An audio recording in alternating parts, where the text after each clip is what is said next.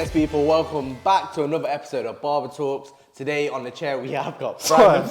What the hell?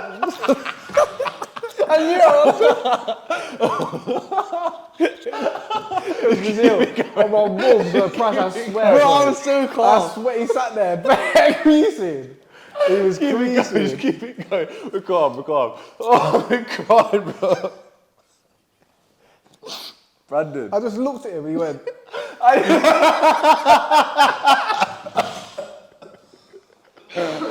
Oh God. I did, for the benefit of everyone watching, I didn't do anything. But yeah, as we were saying anyway, we've got Brandon on the chair, Caught you. Jo-ell and myself, the certified barber. So let's get straight into it. Brandon. Jeez. What's happening, bro? You good? Yes, bro. I've been laughing so hard, bro, my eyes hurt. Can you explain your football career? Yeah, man. From the start? Straight from the start, bro. Because obviously this started when me and you first met in school. Yeah. Bring us back to there, bro. So back to then. So obviously I grew up in Syston, well, Thurmiston, and I've gone to obviously play for Syston's local team. They were decent side. They were all my best mates there as well. So I was like 7, and then there was a scout from Leicester came to watch one of our games, and he was like, do you want to come down and train at City? And I was thinking, yeah, go on there. I'll come and see what it's like. Because I didn't even know if I wanted to like do that properly. Do you know what I mean? You're just a kid, so you don't really know anyway. But yeah, I've gone down, trained with Leicester. I've loved it down there. Such a good place at the time. And obviously, it gets to a certain age where you can't play for 2 teams. So I couldn't play for Syston, but then I couldn't play for Leicester as well. So you had to make the call on what you wanted to do. So yeah, I had to decide what I wanted to do. Then I just said, I'm just gonna do it. I'm gonna go for it. Play at City, see what it's like. It's one of those risks that you have to take, though, isn't it? Yeah, massive. At that age, you don't know it's a massive risk, but as you get older, you understand. Like, I've given up. I bet that was such a sick feeling though, being that age and being like, yeah, man, I'm in Leicester's academy. Yeah, no. Do you know what I mean? Yeah, no. It's setting the bar for everyone. Do you know what I mean? Yeah, 100%. And it's nice when there's someone else in your area also playing in the academy as well. So obviously, I knew a few people from a young age growing up, and we're all still together for years and years. So did everyone who was watching you, right? Because I think this is a common thing in football. Yeah, you know when kids are young, everyone's always like, yeah, you wait till he's older. Did you have that, or was it? Would you know, everyone pushed you obviously, but yeah, no, 100%. Like people are always saying like, he's gonna play pro, he's gonna play first team. Yeah, man. But I never people always said I was like too humble, so I never really thought into it too much. I just thought I'm just playing football. Yeah. Not really thinking about too much. Which is the right way of being, right? I suppose it is. As a young footballer, yeah. Obviously, as you get older, you're gonna have to start becoming, you know, a bit more horrible. Do you know what I mean? Like on the pitch, a bit more of a horrible person, you know, bit bigger attitude, more confidence. But that doesn't naturally come with someone like me. Yeah. So I'd go back home and my mum would be like, "Oh, you're a bit quiet today?" And I'd be like, "Oh, yeah, that's just how I am, innit?" Like, but then I'd get coaches come up to me like, "Brandon, you know, you've got to say this, you've got to do this. There's a lot you have to learn along the way as well."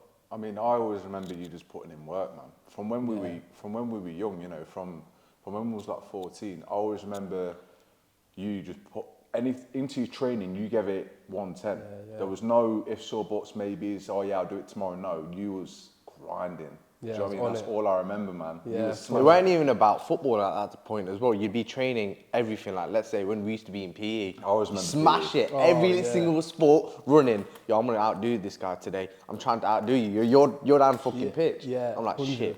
100%. That's how I used to think. Like I thought if I'm in this race today, got to win. Yeah. End of. And then there was times where people started beating me, and I'd get fuming with myself. Yeah. Even though it's only PE. Do you know what I mean? Yeah. But I bet, did that knock you down a lot more than what you say it should have? You know, let's say, you know, you're running a race in PE and someone won. So, Would you really beat yourself up about it? Or would you be like, you know what, it's just one of them, we'll come back next week and be all right, job? No, slyly, beat myself up about it. Yeah. Because you're thinking, I'm at Leicester, so you've got to be the best at everything.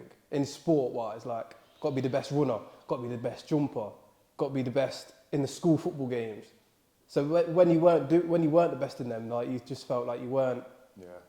Do you reckon people see that as well? It's like, let's say you were saying school football games. Everyone's got that thought like, yo, he plays for Leicester. He must be sick. He must have pace. He must be so athletic, you know? Kicking the ball, skills, this, that. You know what I mean? Yeah. Pressure's on. There's a lot of pressure where some people are good at dealing with it. Like they just kind of, just go with the flow, get on with it.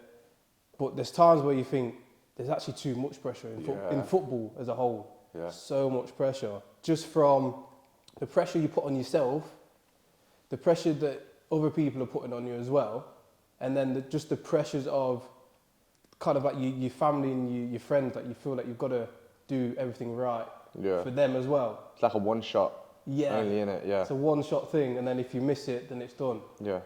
So yeah, there's a lot of pressure. And what did you achieve in your time playing? Because obviously, we know that you played for Leicester from a young age in the academy and whatnot. So what else, where did your football career take you? So obviously in the academy you start around 7. Right. And then you train every 2 days. And then as you get older, you start to do full time, but you have to get a scholarship to be able to play full time. Right. And that's when you finish school, is it? When Yeah. So after your GCSEs, they offer you a scholarship, or they might not. And then that's where you see if you're going to start playing football full time. As it's like an apprentice kind of scholarship thing. So the thing is, people don't realise you don't get paid a lot. When I was playing, I think I don't know about you two, but if you left school, you might have done an apprenticeship somewhere. I did, yeah. Back then I was on 90 quid a week, 100 quid a week on my apprenticeship. Yeah. So, but that's because it was barbering and hairdressing. It's different. Was a lot lower than, let's say, if you went into an electrical or plumbing apprenticeship, you'd be paid a lot more. Yeah. But that's the only reason why that was so low. But was that matching what? Well, I'd say that was even more. I'm sure my first scholarship was £85, like £90 a week. And you was 16 at that point? Yeah, like 16. And you said full time as well once you left? Yeah, full time. Wow. So you're obviously training Monday, Tuesday. You might have Wednesday off sometimes. Thursday, Friday, game Saturday, rest Sunday. But it wasn't a lot of money. People just automatically assume you're like, oh, you're playing for Leicester. You're on £1,000. You must be £1,000 a week. Yeah. Nah, I'm on about £85, £95. And even the win bonus was £10 back then. Yeah. Do you know what I mean? Like bonuses now, you're looking at £300 for youngsters. Yeah. For first team, you're looking at what, 10 grand or 5 grand or something crazy like that. But yeah, but then after you get your scholarship, you got to try and push for a pro, and then that's when it's getting tough. So so you went to you got the scholarship? Got the scholarship. What happened after that? So after the scholarship, I had a few injuries during that time as a scholar. So I had a hip operation on my right side, and then I was out for a good 9 months, 8 months or so. And that's another thing people don't realise, you miss so much training through injuries. There's loads of players that I know that have got injured, like ACL, knee injuries, ankle injuries, anything. They miss so much football, and that don't give you that massive opportunity to show what you can do on the pitch to scouts or the managers or the first team managers, things like that. So I came back, felt good, got offered my pro. I think I got offered it a bit early than most people there, which I wasn't actually expecting. They just offered me it, really. And obviously I was buzzing, I was excited about it, yeah. And my mum and everyone was so happy about it. And then obviously after my pro, I've had another injury again. No. So I've had my left hip operated on, and I'm out for a good 10 months. No. So then that's where you don't realise there's so much you're missing in that 10-month period. I'll probably miss loads of cup games. Yeah. Where you should have really been, innit? Yeah, where you should be playing in. They're not massive games that are on TV, but that's where you get your chance to. It's a build up to get to that. Yeah. Get to them TV games, and again, media wasn't massive when I was playing, so you didn't get a lot of like posts on Yeah. Twitter or, on Insta but now, as a youngster, you'd be on there It's 24/7, massive, ain't it? yeah. So that gives them a good stepping stone straight away. Like you could be 5 years old doing dribbles and then they might post you on the socials and be like, oh, look, who's this kid? And then they're constantly watching you all the time, where back then it wasn't massive. So you was already in the dark, like straight away. So you had to shine. You had to fully shine. Else you wouldn't have been noticed at all, really. But don't get me wrong, being a pro was so sick. So what happened there? So you was pro, you got injured. Got injured. Obviously, during that time, I did get called up to play for England, like international team, which again was crazy. Like that's probably one of my best. I was gonna say, I bet that was insane. Crazy, bro. Honestly. I bet you remember every minute of it, don't you? Like, Yeah. From literally walking onto the pitch to. It felt like so surreal. Yeah. Like the first game obviously was on TV as well, and I'm just a kid, like left school or whatever. And I'm thinking I'm playing for England now. Did you feel like going on that pitch, like, yeah, this is what I've worked for? Yeah. Yeah. 100%. Was the nerves? Oh yeah, massively. Yeah. I think I remember I was on the sideline, so I didn't actually start the game at that point. And we was wearing our heart rate monitors during the game minute. So I'm sat on the bench. I've still got my heart rate monitor on. And then after the game, we did all the analysis and everything. And the analysis guy came up to me and he was saying, "Oh, like Foxy, your heart rate was higher on the bench than when you was actually in the game." No way. Because I was that nervous to come on. That's mental. So I was sat there thinking, Yeah, itching. I'm thinking I need to get on, but I'm nervous. Am I gonna come on? Yeah. And then when I did, that's when it was that was like the best feeling ever in my whole career probably. Because again, my career is not massive, but anything to do with international was probably my most favourite Memorable times. bit, no? Yeah. But yeah, it was crazy, bro. So, what happened after your England game? So What the first one? Let's say you've turned pro. You've done your bits. Yeah. You played for England. What happened? What's gone on from there? So from there onwards, there's a lot that goes on. Again, injuries.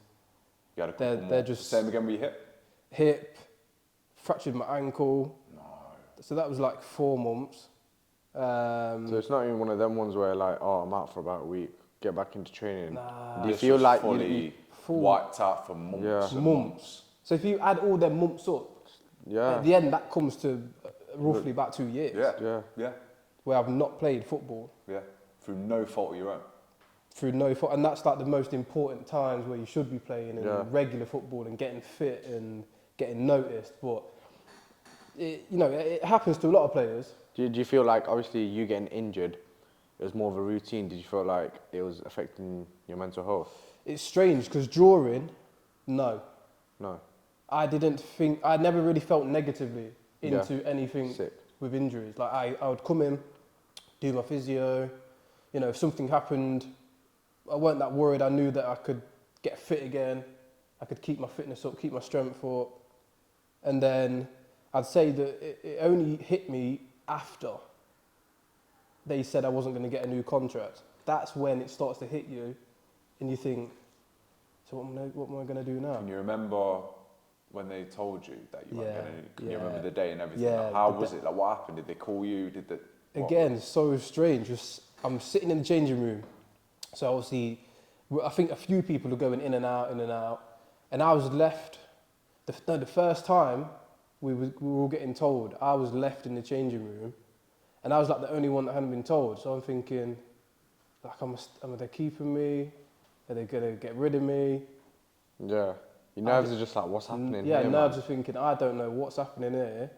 And I think I actually remember I was getting like a bit like anxious and stuff. So I got up and I said to one of the staff there, I was like, when am I getting told about my future, my contracts and stuff? And then about 10 minutes later, I had a meeting with the director, and then that's when he just said, he's like, unfortunately, Brandon, you're not getting a new football contract here at Leicester. And then he would go into detail like, you know, you've been injured, this and that, you should be playing first team by now, which I knew. I knew that already, but for someone to say that... Horrible. Just heartbreaking. Yeah, it just knocks you down for 6 massively. But, you know, I think the words that always stay in my head, he was like, you know, you're like a broken diamond. So, you know, do you know what I mean? That is horrible. At the time, he probably didn't No, he mean to didn't say mean it it as to be in, like that, but... Yeah, but when that stays in my head, I'm thinking, so I'm a diamond, but I'm broken. So what do I do now then? Like, where do I go from here? There's so many like thoughts and like impressions that you can have with that, and that comes in your head. Yeah. Like, what did he mean? Like, what did he mean by that? You know? Yeah. So then after that, I think I stayed for a few more months before like the season had actually finished completely. Yeah. And then I just tried to look for new clubs. What was it like in the last couple of months? Like, obviously, before the season ended, I mean, was it... I bet that was so hard to get motivated and... The worst. Not just for me, though. For the whole... Well, for everyone who's got... For everyone that was involved with not getting a new contract, not playing and stuff, and not knowing what's going to happen, it's the worst feeling ever. Yeah. Which people don't realise. They probably just look at footballers and think, oh, they're playing football, you know, they're all right, like... And then even if you leave football, they're probably thinking, you'll just find a new team anyway. Like, but you don't just find a new team like that straight away. You have to get agents involved. They have to speak to new clubs. A lot of clubs back then didn't even take many like released players anyway. Especially, it's strange. Like we had players from like Arsenal who'd been released come to train at Leicester, but we didn't accept them into our team. So. Yeah. People just expect someone from Leicester to get accepted into another team. It's not like that. It doesn't just go like that. Yeah. But the feelings of them months before are the worst. They are the worst feelings that anyone could ever feel. Because there was times where I went out to train. Bearing in mind, I've just come back from injury, so I'm not... At your best, basically. I'm not at my best, you're just working your way in. Working my way in, trying to get back into the team. You know, trying to show why I should be here still. I'm going up to train. I remember the day. So we're all going out to train, but it's a mixture. So you've got the youth team and the first team, and we're mixing together in the training session. So it's a sick day. Like, who doesn't want to mix with the first team and train with the first team? Like, Kanté and Vardy and Danny Drinkwater. Like, it's crazy. And then all of a sudden, they're calling out the names of the team. Like, you know, like you have the A team there, the B team there, and then they get the C and the D team. That's all the different teams. They're all playing against each other in a little round robin. I'm waiting for my name to be called out for any of the teams. Didn't come out. No. So I stood there like, what's going on here then? Like, there's something weird.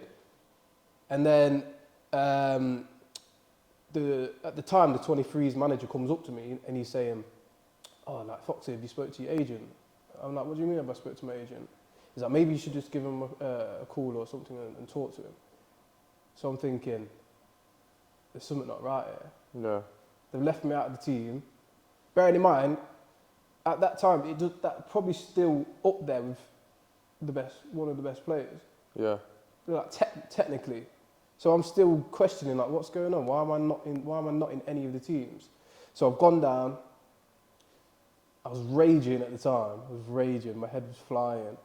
But then I seen the under 18s manager as I was walking down. Yeah. And I've said, Trev, I'm gonna have to come train with you. Because they told me to just go in the gym and just jump on the bike. I'm looking and thinking, what you on about going and jump on the bike? I'm here to train. Yeah. So I've seen the 18s manager and I've said, Trev, I'm gonna have to come train with you. He said, that's fine. I'll get you in the session. So I've trained with him.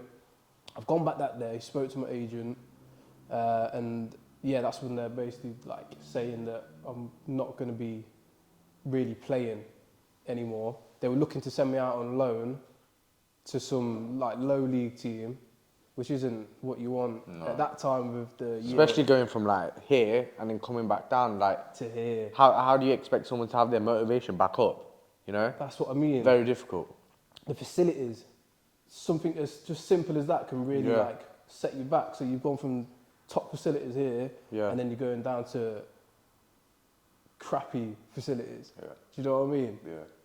Still decent players, but I always believe that the more you train with better players, the better you're going to be. It's like what you surround yourself by, Of course right? it is, Yeah, isn't it's- it? You hang exactly. around with Yeah, losers, yeah, you yeah. become a loser. Yeah, facts. Yeah, that's Innit? the one, innit?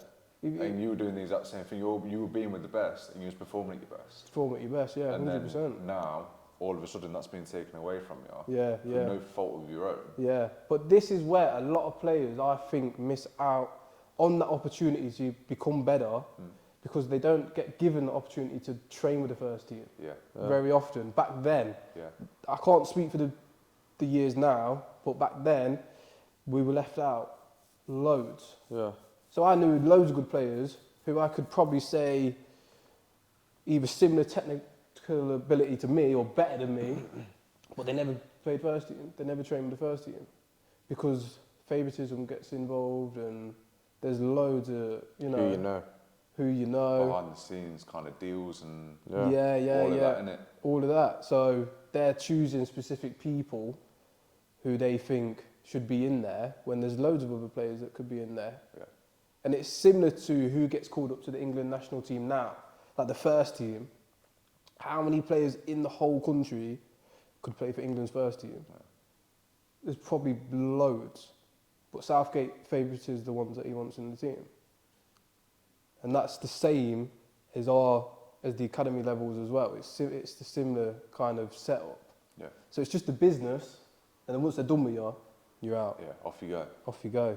Just go do whatever you want. What would your advice be right now to the younger generation who are in the academies now, or let's say, heading towards that direction because they're playing really good ball and they're on the way to, what would your advice be to them right now? I'd probably say get yourself a good agent first as well, because I didn't start off with an agent at first. So when I had my first deals, your parents kind of step in. So they could easily manipulate your parents if they wanted to. Yeah. Because we don't know much about the ins and outs of the contract and, what I could be offered. So I'd say good agent, 100%. You've got to be 100% focused on football if you know that's what you want to do. As a kid, it's hard to understand what you want to do for anyone. Yeah. Do you know what I mean? Like, we've probably all done different things since we left school. Yeah, definitely. You know what I mean? And you're constantly changing your mind. Like, oh, no, I want to do this. No, actually, I want to do this. Yeah. So as a youngster, you've got to really know if that's what you want to do and focus on that. Train 110%. No partying. Be present. Be present in your ball. That's Innit? it. Be present in the football. Just turn up every day and be Turn consistent. up, be consistent, 100% effort. Because I look back now and think I probably went out clubbing. Yeah, 100%. I'd say it's too much. Like, why do I need to go to a game and then go to the club? But it's one of them ones, whoever, let's say if you're a footballer or cricketer, who hasn't done it though? You get me? Yeah. I feel like you Right. have to experience that to become even better. Yeah. Yeah. Like, I went out and I've just played a game, I'm blessed. But nah, you're really not. You're not performing at your best. Yeah, and you need recovery. Yeah. You can't Recovery be is the drinking biggest alcohol thing, on right? recovery. Yeah. Do you know what I mean? Your body's not recovering to its full potential if you're filling it up with alcohol and drinking, eating McDonald's at 2 a.m. That was me. I used to bring that there. I remember Everyone knows about me.